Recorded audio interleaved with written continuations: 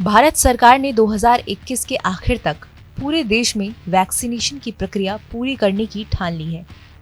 Vaccine की कमी ना हो इसलिए मॉडर्ना और फाइजर जैसी विदेशी कंपनियों से लगातार बातचीत जारी है। अब खबर है कि इन कंपनियों को इंडेमनिटी यानी कानूनी कार्रवाई से सुरक्षा मिल सकती है, जिसके बाद भारतीय company serum institute of India ने भी इसकी मांग कर दी है।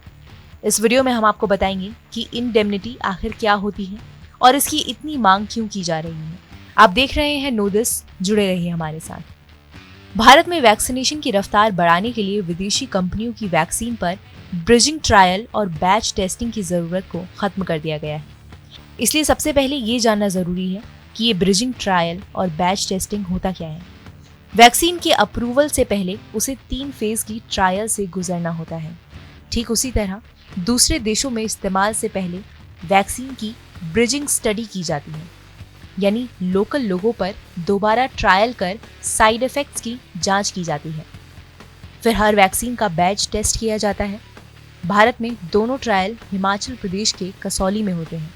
गौर करने वाली बात यह है कि रूस से मंगाई गई स्पुतनिक वी को भी इन ट्रायल से गुजरना पड़ा, लेकिन क्योंकि दोनों प्रोसेस में लंबा वक्त लगता है, इसलिए drug controller general of India यानी DCGI ने अमेरिका, ब्रिटेन और जापान में बनी वैक्सीन से लोकल ट्रायल की शर्त हटा ली है।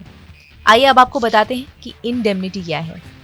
इंडेमनिटी का सीधा मतलब होता है कानूनी कार्रवाइयों से प्रोटेक्शन, यानी वैक्सीन लेने के बाद साइड इफेक्ट होने पर कंपनी को न तो जुर्माना देना पड़ेगा, न ही किसी तरह की लीगल प्रोसीडिंग से गुजरना होगा। इंडेमनिटी एक सुरक्षा कवच है जिसकी मांग फाइजर और मॉडर्ना ने की है। दोनों कंपनियों का कहना है कि इंडेमनिटी की शर्त पूरी होने के बाद ही वो भारत को वैक्सीन दे पाएंगे।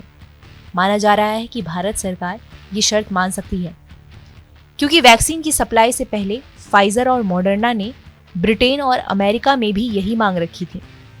कई हफ्तों के डिस्कशन के बाद उन्हें लीगल इंडेमनिटी दे दी गई और दोनों देशों में वैक्सीनेशन ड्राइव शुरू हो गई।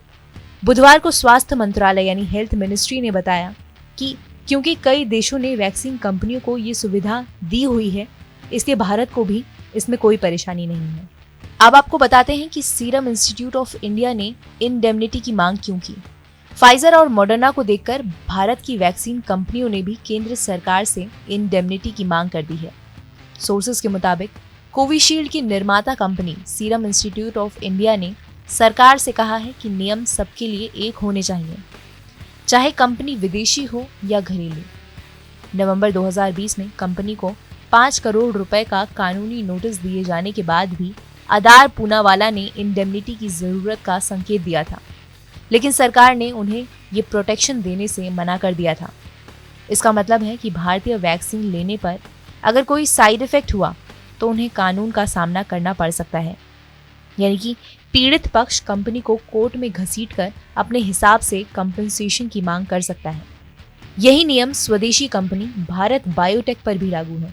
बताया जा रहा है कि फाइजर के पास वैक्सीन की 5 करोड़ डोज मौजूद हैं, जिन्हें वो अलग अलग फेज में भारत भेजेगा। जुलाई में 1 करोड़, अगस्त में 1 करोड़, सितंबर में 2 करोड़ और अक्टूबर में 1 करोड़ वैक्सीन भेजी जाएंगी।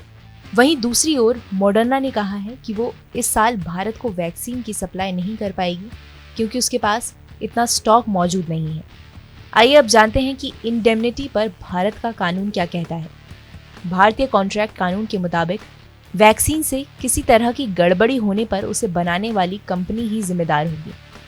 इंडियन कॉन्ट्रैक्ट एक्ट 1872 के सेक्शन 124 में इसका साफ जिक्र किया गया है। हालांकि इंडेमनिटी के तहत ये जिम्मेदारी कोई और ले सकता है। इसके अलावा भारत में कहर बरपाने वाले कोविड B1617 वेरिएंट के खिलाफ अमेरिका की फाइजर और मॉडर्ना वैक्सीन को कारगर पाया गया है। अमेरिका के top infectious disease specialist doctor Anthony Fauci के मुताबिक न्यूयॉर्क यूनिवर्सिटी की शोध में ये जानकारी निकलकर सामने आई है कि दोनों कोविड वैक्सीन म्यूटेशन के खतरे के बाद भी भारत में मिले कोरोना वेरिएंट के स्पाइक प्रोटीन खत्म करने में सक्षम है। आपको कैसा लगा हमारा ये वीडियो कमेंट सेक्शन में लिखकर जरूर बताएं। इस तरह की और वीडियोस के लिए सब्सक्राइब करें हमारा चैनल नो दिस।